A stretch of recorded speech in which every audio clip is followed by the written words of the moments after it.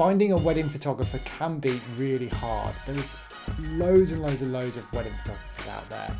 And as a wedding photographer myself, hopefully I can give you some tips and tricks to help you build that shortlist and start getting in touch with the ones that you like. So the first tip I've got is to find out what sort of style that you want for your photos.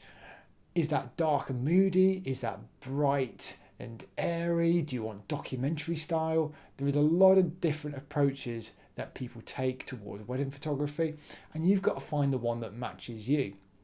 The best way to do this is to start searching for images that you like.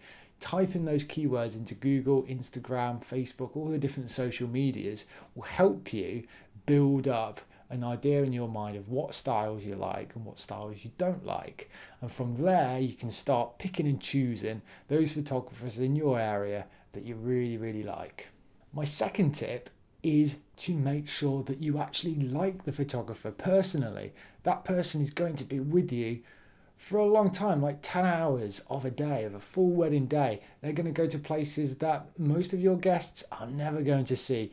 The bride's room in the morning, the groom's room in the morning, those intimate moments at the front of the ceremony, they're going to be with you almost throughout the whole day. So you've got to make sure that you actually like them, that you both get on, that your personalities gel together, that your wedding photographer gets what your vision for your day is. You want someone that you can have a laugh with, have a joke and make you feel relaxed, rather than want someone who is going to put you on edge or ask you to do things that you aren't necessarily comfortable with. A really good way of doing this or finding that out is to look at what they put on their social media. See what they put in their captions, see how they reply to comments, if they've got any videos, see what they're like in those videos, and that will give you a good idea of what they are like. And the best way to get to know that photographer is to book a meeting, organise a meeting, whether that's in Zoom or in person. You can get a really good idea of what they are like. You can ask loads of questions, have a chat, and by the end of it, you will know if that is the person for you or not.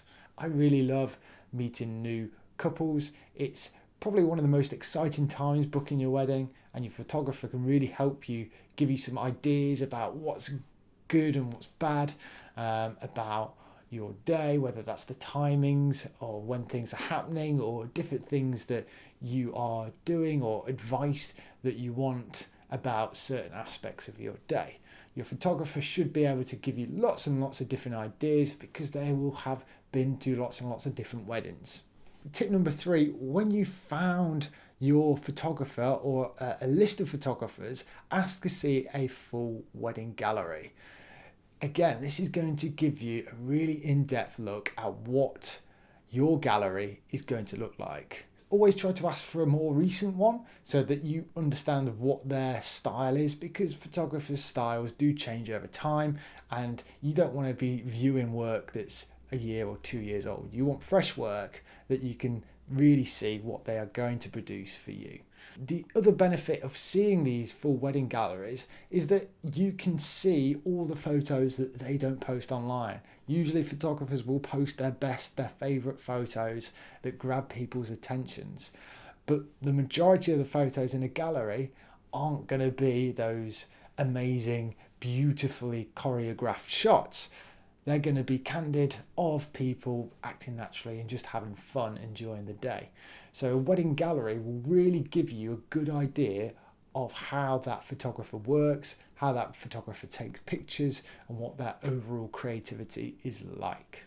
Tip number 4 is pricing. Now, pricing is something that you're going to be looking at all the way through this process. You're always going to go to the pricing first. And sometimes you might come across a photographer that you go, oh God, they're very expensive or they're really cheap. Why is there a big difference in there? And there's lots of reasons for that. But one of the main reasons is experience. Those photographers that charge a lot of money probably have 10, 15 years worth of experience, where some that are charging less money may not have as much experience, or the gear that they're using isn't as expensive or as advanced as those that are. It also comes down to the things that are included in the price but not necessarily communicated to the couple. So your photographer isn't just turning up on the day to take photos and then editing those photos afterwards. It's about all the preparation beforehand, the emails backwards and forwards, whether or not they have to get in contact with the venue, how many meetings they have with you.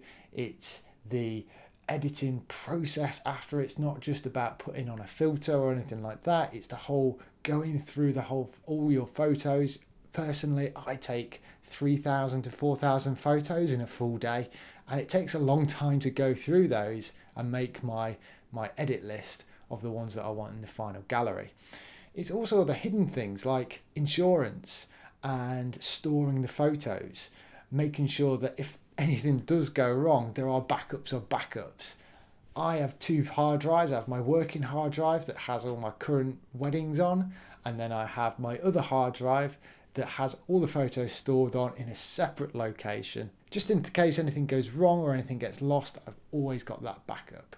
I also pay for a cloud service to store all the photos on there as well. So those things do add up and are a yearly cost that goes over and over and over. And my last tip is to book an engagement session with your photographer.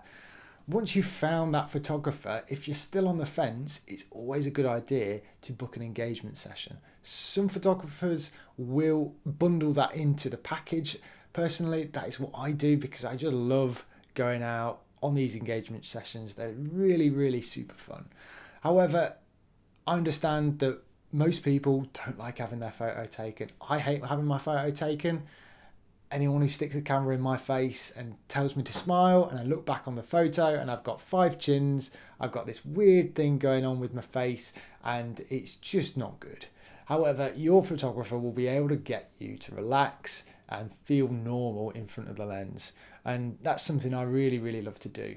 All my engagement sessions are based around lots of movement and fun, rather than any sort of hardcore posing or anything like that.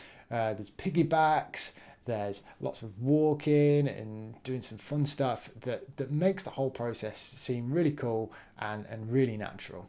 And I always bring smoke bombs to those sessions because they're the most fun things in the world. I've got a big box of them in the car, loads of different colours. They're just awesome. Really easy to do, and you can get some really, really good photos. And then when it comes to the wedding day, you kind of just know what's going to come anyway, and you can almost lead your friends and families into like the family photos and sort of really take advantage of feeling confident in front of the camera and sort of leading it that way and getting some really cool, nice, fun photos with all your friends and family. So hopefully those tips will help you book your perfect wedding photographer. Like I said, I'm also a wedding photographer, and if you want to see any more of my work or see a full wedding gallery, just drop me an email or get in touch through Instagram or Facebook. I'd love to hear from you and hopefully be part of your day.